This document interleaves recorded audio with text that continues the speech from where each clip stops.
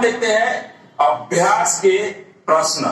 देखिए हम अभ्यास के प्रश्न नंबर या प्रश्न क्रमांक 4 से स्टार्ट कर रहे हैं, क्योंकि प्रश्न क्रमांक 1, 2, 3 और 4 में ऑब्जेक्टिव टाइप क्वेश्चन दिए हैं, मल्टीपल चॉइस जिसको हम कहते हैं। इनको हम 1 से लेकर 4 तक जो प्रश्न है इसको हम वस्तुनिष्ठ प्रश्नों के संग्रह में इसको कवर करेंगे, और उसके बाद जो 5वां प्रश्न है इसको हम यहाँ पे अभी एक्सप्लेन कर रहे हैं। तो प्रश्न क्रमांक 5 में पूछा कि हमारे शरीर में वसा का पाचन कैसे होता है, यह प्रक्रम कहाँ होता है। हमने पाचन तंत्र के अंतर्गत इसकी चर्चा की थी कि हमारे शरीर में जो पाचन होता है,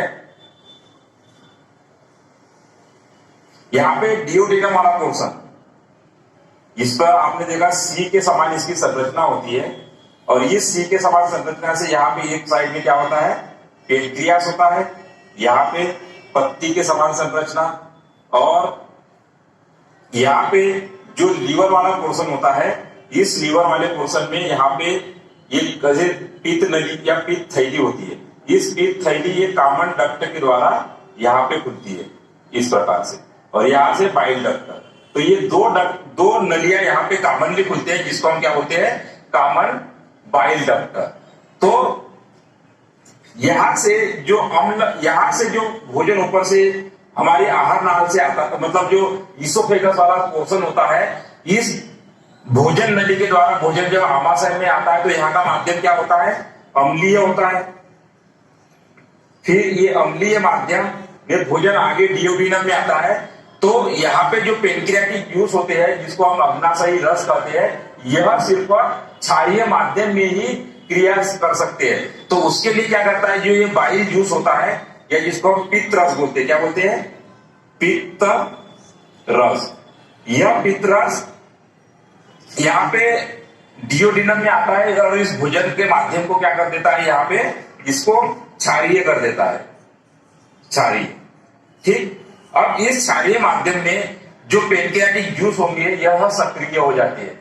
तो हम यहाँ पे वसा के पाचन की बात कर रहे हैं। तो वसा क्या होता है, ये एक तेलीय पदार्थ है, ऑयली पदार्थ है। इसको सबसे पहले जो बाइल जूस होता है, या जिसको हम पित्त रस कहते हैं, इसको क्या कर देते हैं, इमल्सीकरण कर देता है, या इसको इमल्सिफिकेशन बोलते हैं। इमल्सिफिकेशन का मतलब होता है कि इसके जो ड्रॉप होते हैं, या इसकी जो बूंद होती है वसा की, इस बूंद को छोटे छोटे छोटे छोटे ऐसे पार्ट में तोड़ देते हैं। इस क्रिया को क्या बोलते हैं हम, इमल्सीकरण। तो इमल्सीकरण का मतलब होता है कि जो बड़ी बूंद होती है वह छोटे छोटे बूंदों में टूट जाती है, जिसके कारण कि यह उसके पाचन के लिए अधिक से अधिक सरफेस एरिया प्रोवाइड कराए। तो उस सरफेस एरिया को अधिक से अधिक प्रोवाइड कराने के बाद अब जो पेनक्रियास में जो लाइपेज पाया जाता है, यह जो एंजाइम्स होता है, यह कौन सा एंजाइम्स की बात कर रहे हैं हम, लाइपेज एंजाइम की बात कर रहे हैं। तो यहां से जो अग्नाशय से लाइपेज एंजाइम आता है, वो वसा को क्या कर देता है, वसीय अम्ल,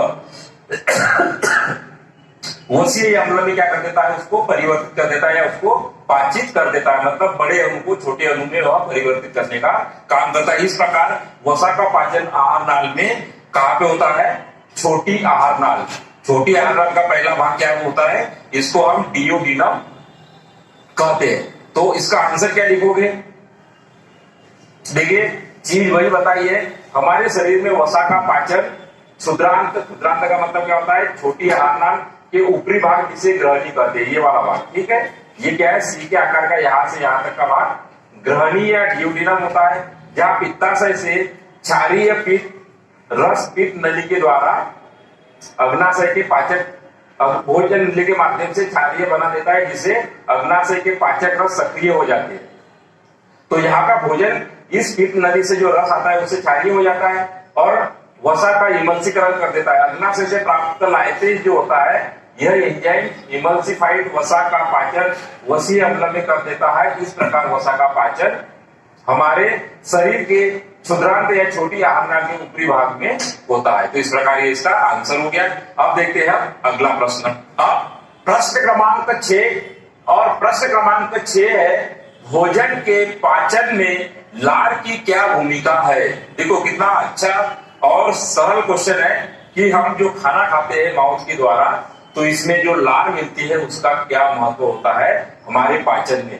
तो हमें पता है कि जब हम खाना खाते हैं तो लार ग्रंथियां क्या करती है, उससे लार या सलाइवा उससे सिक्रेट होता है या स्रावित होता है, यह भोजन को लसलसा बना देता है। और यह लसलसे होने के कारण क्या होता है, वह बोलस में परिवर्तित हो जाता है और उसको हम आसानी से निगल लेते हैं। और यहाँ पे स्टार्च का पाचन भी शुरू हो जाता है। स्टार्च जो है सरल अणुओं में, जिसको कि हम माल्टोस कहते हैं, उसमें यह परिवर्तित हो जाता है। तो इस प्रकार जो लार होती है इसका पाचन में काफी महत्वपूर्ण स्थान है। आंसर क्या लिखेंगे, मुंह में स्थित लार ग्रंथियों से लार निकलकर चबाए हुए भोजन को मिलकर इसे चिकना तथा लसलसा बना देती है, जिससे यह भोजन नली में आसानी से फिसल सकता है। इससे अधिक महत्वपूर्ण है कि लार में जो उपस्थित एंजाइम्स जिसको कि हम एमाइलेज कहते हैं, यह स्टार्च के जटिल अणु को शर्करा या जिसको कि हम स्टार्च मंड कहते हैं, वो सारी उस शर्करा या उसको हम क्या बोलते हैं, माल्टोज बोलते हैं, उसमें खंडित कर देता है, जो स्टार्च की अपेक्षा काफी सरल अणु होता है। इस तरह लार भोजन के पाचन में महत्वपूर्ण भूमिका निभाती है। तो यह इसका एकदम सरल आंसर है। अब देखते हैं अगला प्रश्न। प्रश्न क्रमांक 7 और प्रश्न क्रमांक 7 है, स्वकोषी पोषण के लिए आवश्यक परिस्थितियां कौन सी है और उसके उपोत्पाद या बाय प्रोडक्ट क्या है। हमने प्रकाश संश्लेषण की क्रिया पढ़ी कि इसमें हमें किस किस कच्चे मटेरियल या जिसको हम रॉ मटेरियल कहते हैं उसकी हमें जरूरत होती है। तो हमें प्रमुख रूप से सूर्य के प्रकाश की जरूरत होती है, यहाँ पे कार्बन डाइऑक्साइड की जरूरी होती है और हमें जल की भी आवश्यकता होती है, जो कि पौधे जड़ों के द्वारा अवशोषित करते हैं। सूर्य प्रकाश की उपस्थिति में यह क्रिया होती है। और पत्तियों में पाए जाने वाले क्लोरोफिल की उपस्थिति में यह ग्लूकोज तथा ऑक्सीजन का यह वायु उत्पाद या जिसको हम बाय प्रोडक्ट कहते हैं के रूप में यह निर्मित होते हैं और जल की भी मात्रा इसमें बनती है। तो आंसर क्या है, स्वकोषी पोषण के लिए आवश्यक परिस्थितियां कार्बन डाइऑक्साइड की उपलब्धता जरूरी है, पानी की उपलब्धता और सौर ऊर्जा की उपलब्धता तथा क्लोरोफिल की उपलब्धता। यहाँ पे 4 कच्चे मटेरियल यहाँ पे जरूरत होती है। स्वकोषी पोषण के जो उपोत्पाद या जिसको हम बाय प्रोडक्ट कहते हैं, ग्लूकोज और ऑक्सीजन गैस जो होती है, यह इसके बाय प्रोडक्ट होते हैं। इस प्रकार से इसका आंसर हो गया। अब देखते हैं अगला प्रश्न। अब प्रश्न क्रमांक 8, इसमें पूछा कि वायवीय एवं अवायवीय शोषण में क्या अंतर है, कुछ जीवों के नाम लिखिए जिसमें अवायवीय शोषण होता है। तो हमने इसको इस प्रकार टेबुलर फॉर्म में इसका एक टेबल बना दिया है। एक तरफ लिख दिया है कि वायवीय शोषण और एक तरफ लिखा है अवायवीय शोषण। हमने चैप्टर में भी बहुत अच्छे से इसका वर्णन किया था कि वायवीय शोषण अर्थात जो कि ऑक्सीजन की उपस्थिति में होता है उसको हम वायवीय शोषण बोलते हैं, और जो ऑक्सीजन की अनुपस्थिति में होता है उसको अवायवीय शोषण हम कहते हैं। तो वायवीय शोषण यह क्रिया जो होती है, यह जो कोशिका होती है उस कोशिका के साइटोप्लाज्म और माइटोकॉन्ड्रिया, मतलब यहाँ पे 2 चरणों में यह पूर्ण होती है। तो साइटोप्लाज्म या जिसको जीवद्रव्य कहते हैं, एवं माइटोकॉन्ड्रिया में पूर्ण होती है।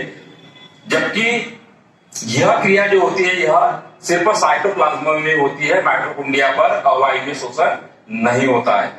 दूसरा कि इस क्रिया में ग्लूकोज का पूर्ण पाचन होता है, जबकि अवायवीय शोषण में ग्लूकोज का जो होता है यह अपूर्ण उपचयन होता है। यहाँ पे पूर्ण अपचयन, अपचयन का मतलब क्या होता है, रिडक्शन, अणु का टूटना। तो यह कंप्लीट मतलब यह इसका पूर्ण अपचयन होता है। इस क्रिया में कार्बन डाइऑक्साइड तथा जल उत्पन्न होते हैं, जबकि इस क्रिया में कार्बन डाइऑक्साइड तथा एल्कोहल उत्पन्न होते हैं। याद रखिएगा कि जो अवायवीय शोषण होता है इसमें कार्बन डाइऑक्साइड एवं जल उत्पन्न होता है।